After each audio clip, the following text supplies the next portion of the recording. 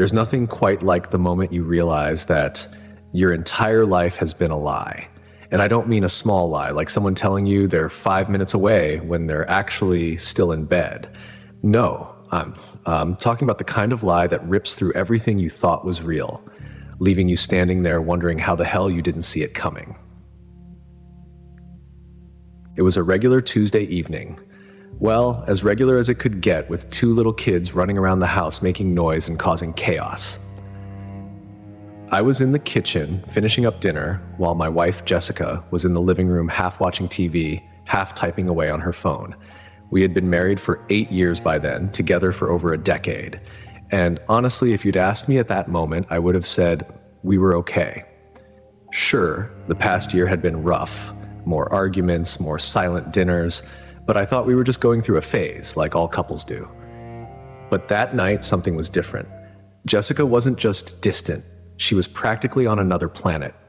I could feel it in my gut, this gnawing sense that something was off. I tried to shake it off, telling myself that I was just being paranoid, but it was like a splinter in my mind that I couldn't ignore. As I set the table, I caught a glimpse of her reflection in the window. She was smiling, but not at anything on the TV. She was smiling at her phone. My heart sank.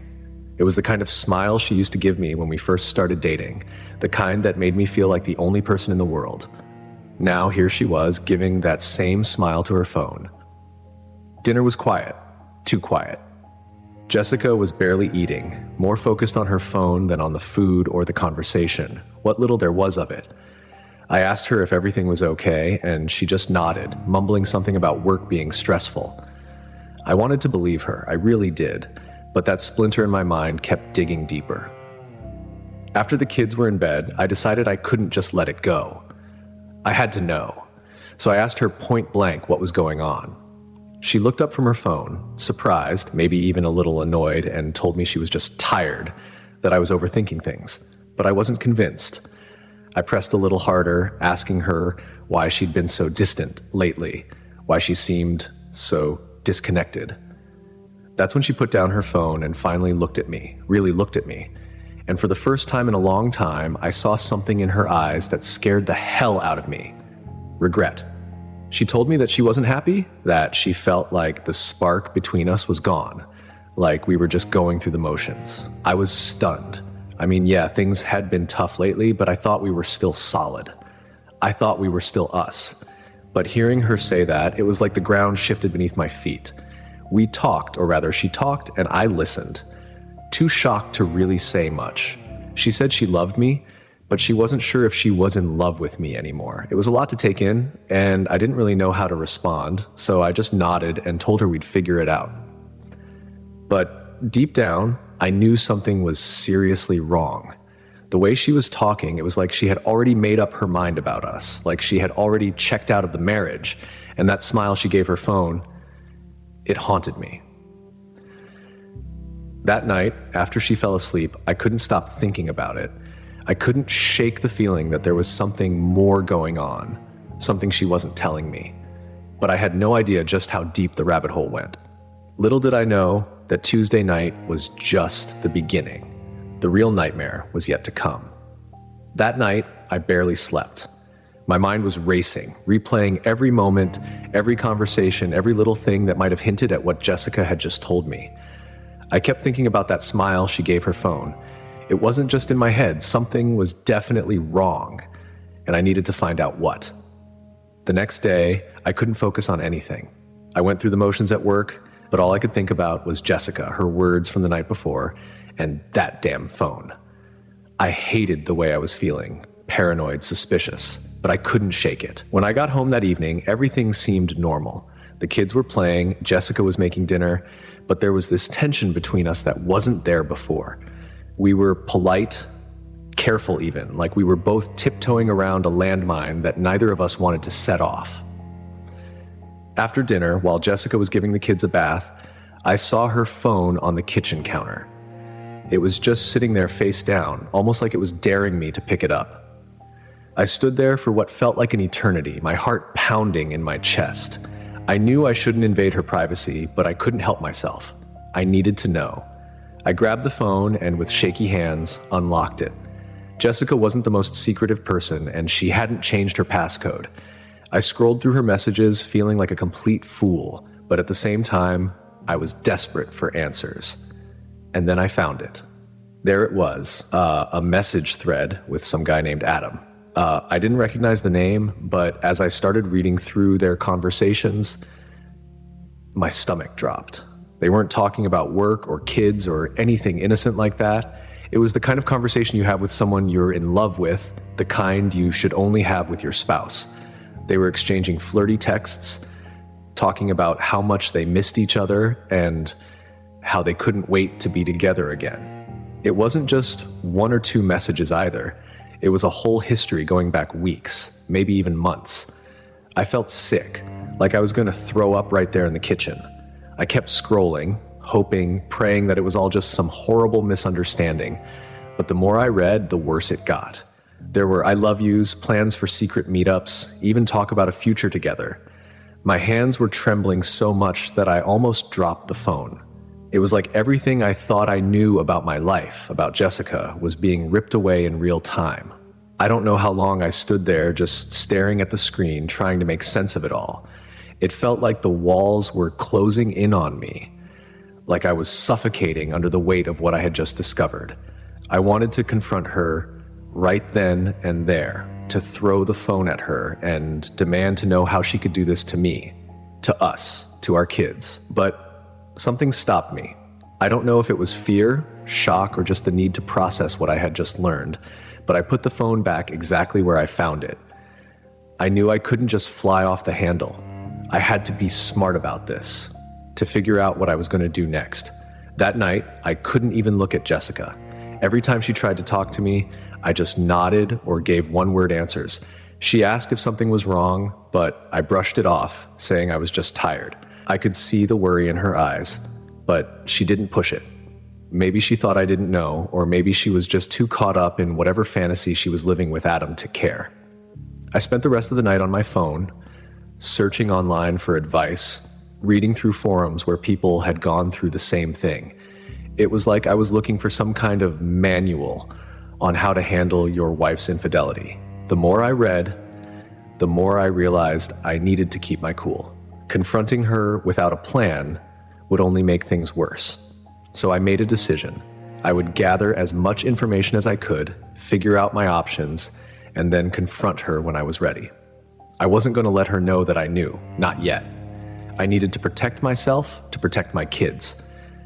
This wasn't just about my marriage anymore. This was about my entire life. And I wasn't going to let her destroy it without a fight. As I lay in bed that night with Jessica sleeping soundly beside me, I knew there was no going back. Whatever happened next, our lives would never be the same. And all I could think about was how I was going to survive the storm that was coming. Over the next few days, I was living a double life. On the outside, I was the same old me, going to work, taking care of the kids, making small talk with Jessica like nothing was wrong. But on the inside, I was a mess. I felt like I was walking on eggshells, trying to hold it together while my world was crumbling beneath my feet. Every time Jessica looked at me, smiled at me, or tried to kiss me, it took everything in me not to recoil. The worst part was pretending that everything was fine when all I wanted to do was scream. I kept digging. Every chance I got, I was on her phone, reading their messages, trying to piece together how long this had been going on. I found out that their little affair had started 6 months ago. 6 months of lies, a betrayal of her sneaking around behind my back. They had met at some conference she attended for work, and from there it spiraled into this twisted fantasy where they were the perfect match, where he was the one who truly understood her. The more I read, the angrier I got. It wasn't just about the physical betrayal, though that was bad enough. It was the emotional connection they had. Jessica was telling this guy things she hadn't told me in years, sharing her dreams, her fears, her everything. She was confiding in him, leaning on him like he was her husband, not me. And that hurt more than I can put into words. I was furious, yes, but I was also hurt, deeply, deeply hurt. I kept thinking back to our wedding day, to the vows we made, to the life we had built together. How could she throw all of that away for some guy she barely knew? How could she look me in the eye every day knowing she was stabbing me in the back? It was like everything we had meant nothing to her. I knew I had to confront her, but I wasn't ready yet. I needed more time to process, to plan my next move. I wasn't going to just let her get away with this. I started seeing a lawyer, getting advice on what my options were. I wanted to make sure that when I confronted her, I was in the best possible position to protect myself and the kids. During this time, I also started documenting everything. I took screenshots of their messages, saved emails, even started keeping a journal of her behavior. It felt wrong, almost like I was the one betraying her, but I knew I had to do it. I couldn't afford to be caught off guard, not when so much was at stake. One night after the kids were in bed, Jessica was in the shower, and I found myself alone in the living room, staring at her phone on the coffee table. I knew she was still texting Adam, but I hadn't confronted her about it yet. My hands were shaking as I picked up the phone again, scrolling through their latest conversations. It was all there, plans to meet up, talking about their connection and how hard it was to hide their feelings. But then I saw something that stopped me cold. She was talking about me. Jessica had told Adam that she felt trapped in our marriage, that she didn't know how to leave without hurting the kids. She even admitted that she had thought about asking for a divorce, but was afraid of how I would react. It was like reading a script from some twisted soap opera, except it was my life, my marriage that was being torn apart. And then she said something that nearly broke me. I wish I had met you first. That was the moment I knew there was no saving this. Whatever we had, whatever we used to be, it was gone. She wasn't just unhappy, she was already halfway out the door, and the worst part was, she didn't even have the guts to tell me. She was waiting for the right moment, or maybe for me to find out on my own so she wouldn't have to be the bad guy. I put the phone down, my mind racing. I felt sick to my stomach, like I had just been punched in the gut. It was over.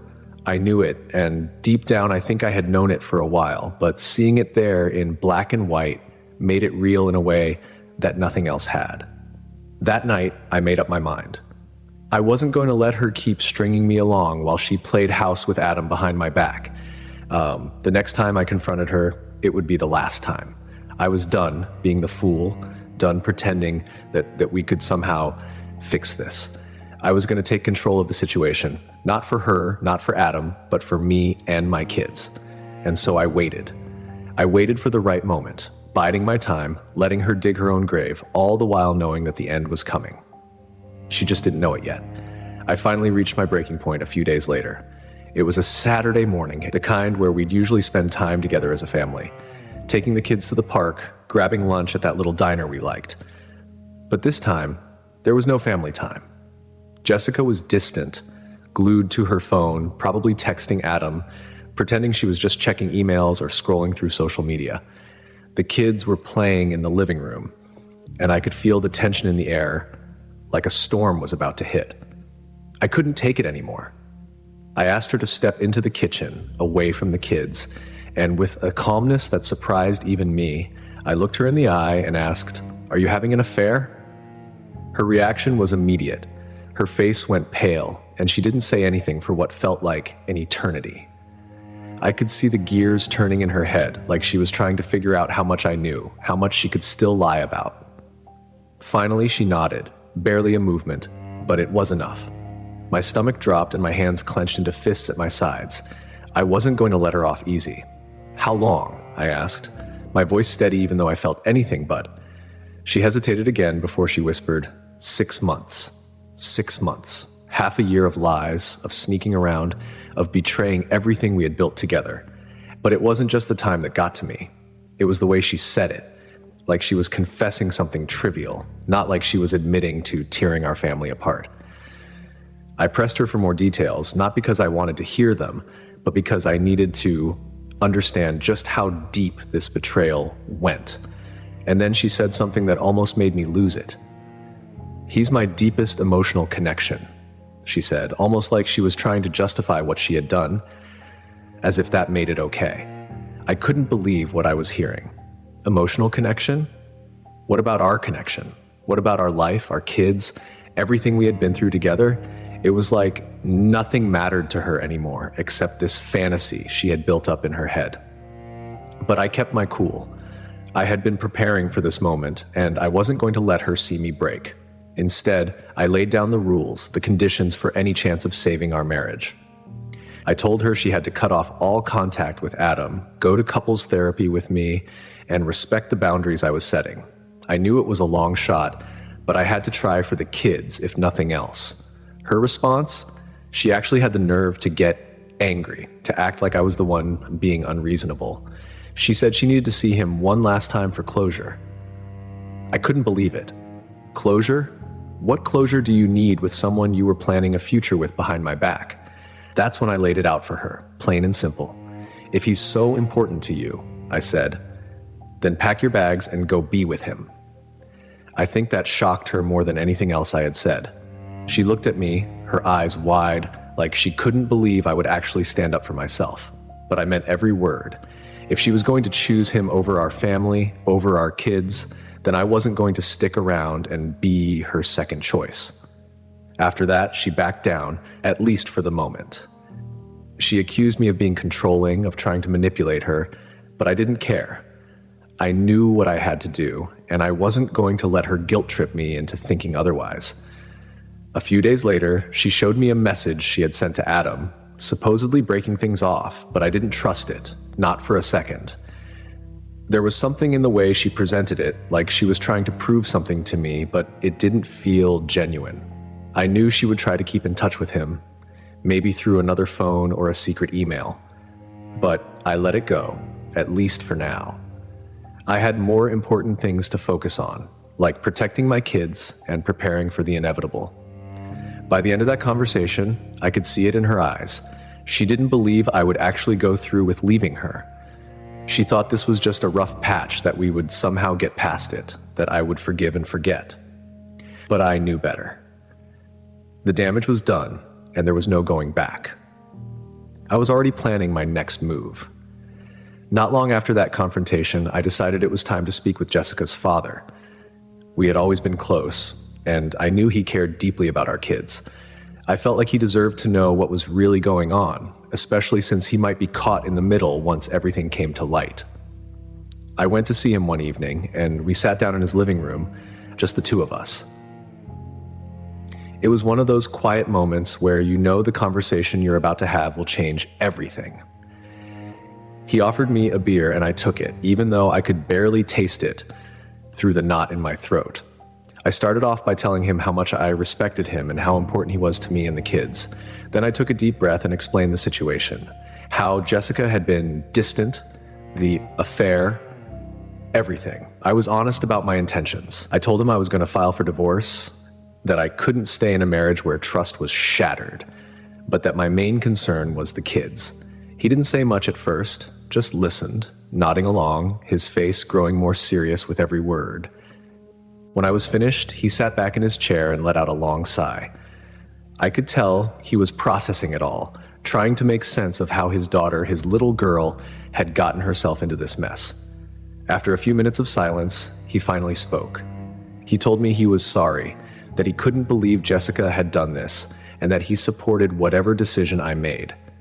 But most importantly, he assured me that he would be there for the kids no matter what. That was all I needed to hear. Knowing that he would stand by them, even as their parents' marriage fell apart, gave me some peace of mind. Jessica, on the other hand, was furious when she found out I had spoken to her father. She accused me of trying to turn him against her, of airing our dirty laundry. But I didn't care. She was more concerned about her image, about keeping everything under wraps, than she was about the damage she'd done. That only solidified my resolve. I spent the next few days getting everything in order. I contacted a lawyer, started gathering all the documents I needed, and mentally prepared myself for what was to come. I wasn't just protecting myself, I was protecting my kids from the fallout of this disaster. I had to make sure they would be okay, that their lives wouldn't be completely turned upside down. And then came the moment to tell Jessica. I handed her the divorce papers one evening after the kids were asleep. She looked at them like they were a bomb about to go off, completely shocked that I had actually gone through with it. She had never thought I'd really leave her, not after everything we had been through, not after all the years together. She started crying, And for a moment, I almost felt sorry for her. Almost. But then I remembered all those nights I spent lying awake, wondering what had gone wrong, why she had chosen someone else over our family. I remembered the hurt in our kids' eyes when they asked why mommy and daddy were always fighting, and that sympathy disappeared. In the days that followed, I could see the reality setting in for her. She was losing the life we had built together, and it was all because of her choices. She tried to act like she was the victim, but I wasn't buying it. I knew better now. I wasn't going to let her manipulate me anymore. I was done playing her games. The divorce was happening, and I was moving on, with or without her cooperation. The day of our daughter's birthday party arrived, and to say I was dreading it would be an understatement. Jessica had insisted on hosting it at our old house, the one we had shared as a family before everything fell apart. She wanted to keep things as normal as possible for the kids, and I agreed to that. But what I didn't agree to, what made my blood boil, was that she had invited Adam, yes him, to the party. I mean, can you believe that? She actually thought it was okay to bring her lover to our daughter's birthday like he was just another guest, like nothing had happened. It was the most disrespectful thing I could imagine. And it was a slap in the face, not just to me, but to our whole family. So I made a decision. I wasn't going to play along with her twisted idea of normal. I wasn't going to put on a fake smile and pretend like everything was fine while that man was in my house around my kids. But I also wasn't going to cause a scene in front of everyone, especially not on our daughter's special day. She deserved better than that. Instead, I came up with a plan. I decided I would go to the house before the party started, drop off our daughter's gift, and leave before anyone else arrived. I knew it would send a message, a clear one, that I wasn't okay with this situation. And I had one more thing in mind, something that would really make Jessica and Adam think twice about the choices they were making. When I got to the house, the air was thick with tension, but I stayed calm. I knocked on the door and Jessica answered, her face going pale when she saw me standing there with the gift. I could see Adam in the background, trying to avoid my gaze, probably hoping I wouldn't make a scene. But I wasn't there for a confrontation. I was there to reclaim a little bit of my dignity, to remind them both that I wasn't some pushover they could walk all over. I handed Jessica the gift, a beautiful dollhouse our daughter had been asking for all year, and told her to give it to her when the party started. Then I turned to leave, but not before dropping my final surprise. I had prepared a short letter, something simple but with a clear message. I told Jessica that while I couldn't be there, I hoped she would take a moment to read the letter aloud before the cake was cut. I walked out without looking back, got in my car, and drove to my parents' house where the kids were supposed to come later. As I drove, I imagined the scene unfolding. Jessica, confused but curious, opening the letter in front of Adam and the other guests. The letter was addressed to our daughter, but it was really meant for everyone in that room, especially for the two people who had caused so much pain. In the letter, I wrote about how much I loved our daughter, how proud I was of her, and how I wished I could be there to celebrate with her. But then I added a line about how sometimes when people make bad choices, they lose the chance to share in special moments. I ended by telling her that no matter what, I would always be there for her and her brother, that I would never let them feel unloved or unwanted. I didn't need to be there to know the impact that letter would have. It wasn't about causing drama, it was about setting the record straight, about showing that I was strong enough to stand up for myself and my kids, even in the face of betrayal. Later that night, when the kids were back at my parents' house, I asked them about the party. They said it was fun, but they didn't mention Adam at all. I knew then that my plan had worked. I had taken a stand, and it was clear that Jessica and Adam were shaken by it. They had crossed a line, and now they were feeling the consequences. As for me, I felt a strange sense of peace. I had done what I needed to do, and I was ready to move forward. I knew it wouldn't be easy, and there were still plenty of challenges ahead, but I was done letting them control my life. I was done playing by their rules. From that day on, I focused on building a new life for myself and my kids. A life where we didn't have to pretend or put up with lies, a life where we could finally be free.